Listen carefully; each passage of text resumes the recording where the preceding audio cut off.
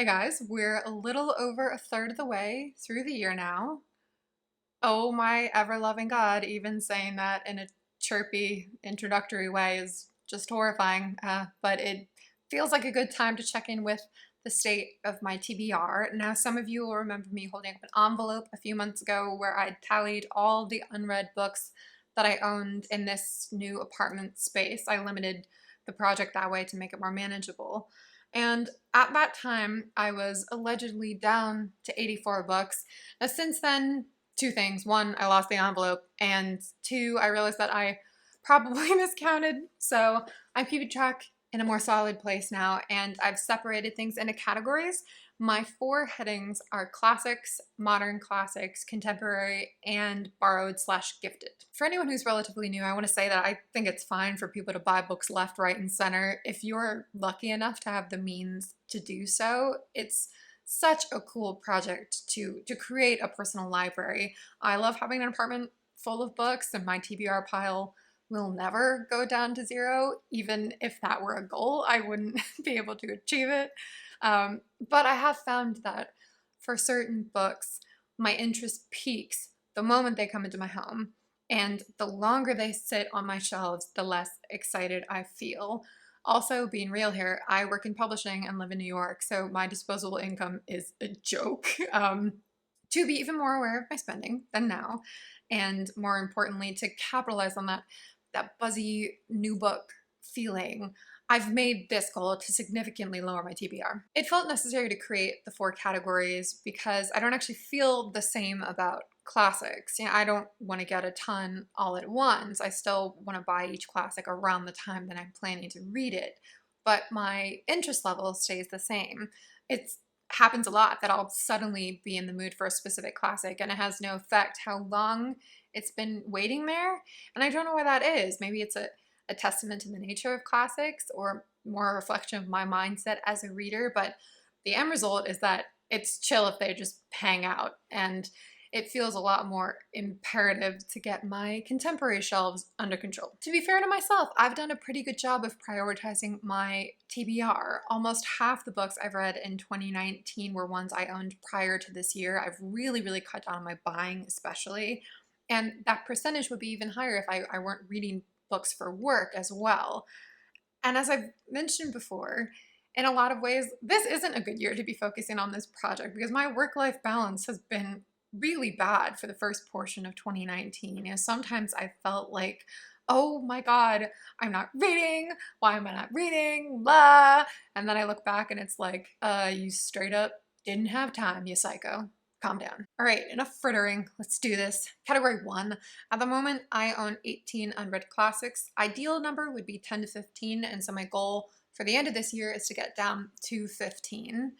And I can sense a tangent wanting to spring out of me. All right. Anthony Trollope, of course, I have to mention him in this video and in all videos from now on, apparently.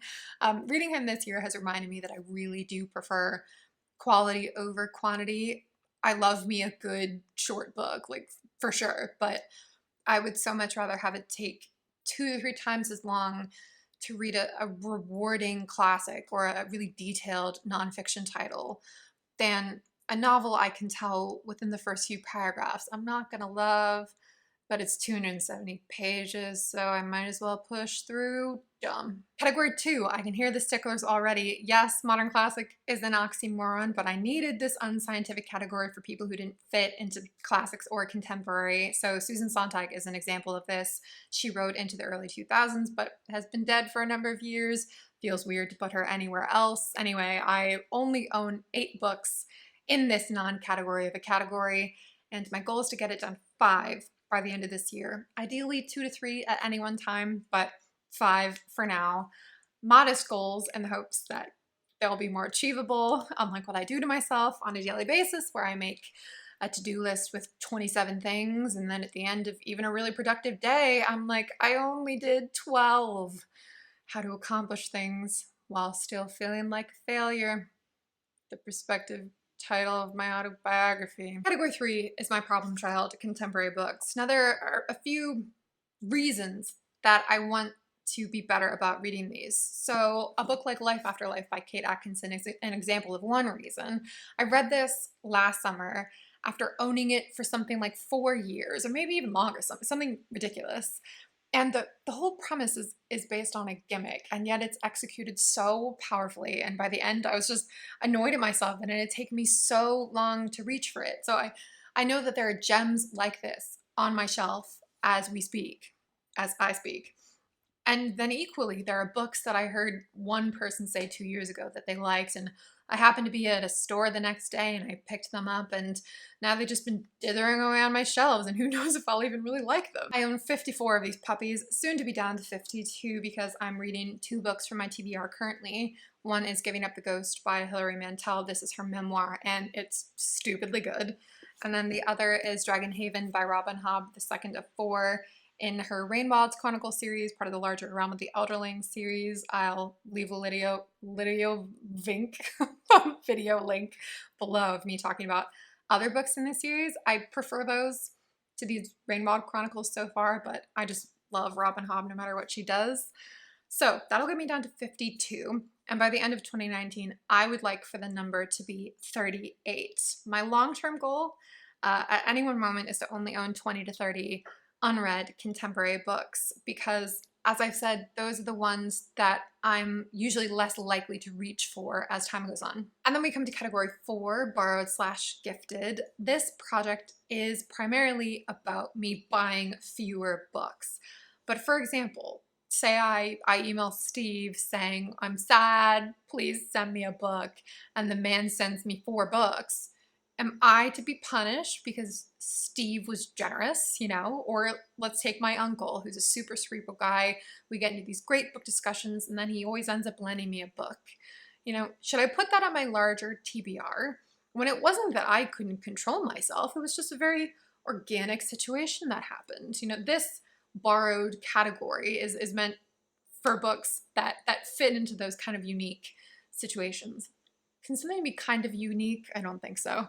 Anyway, I currently own 7 books of that type. The ideal number for me would be between 2 to 4. So let's take the top number for that. 4 is my goal by the end of the year. On my total TBR then, we're looking at 87 books, which I plan to reduce to 62 by December 31st, which feels doable. I am so trash at goal setting that I don't really know if that's true, but my plan is to leave it there for now and to check back in with you guys in another 4 months. So talk to me in the comments. I miss you all. Tell me about your TBRs. Do you guys get stressed about them? Are you pretty relaxed in general when you see a pile of unread books?